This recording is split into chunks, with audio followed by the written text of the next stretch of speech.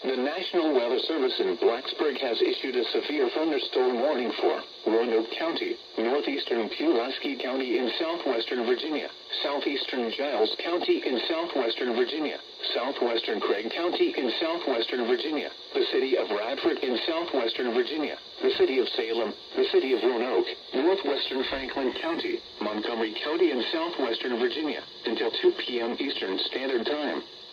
At 1:12 p.m. Eastern Standard Time, a severe thunderstorm was located near McCoy, or near Newport, moving east at 65 miles per hour. Hazard, 60 miles per hour wind gusts. Source, radar indicated. Impact, expect damage to roof, siding, and trees. Locations impacted include Roanoke, Blacksburg, Salem, Christiansburg, Radford, Vinton, and Pembroke.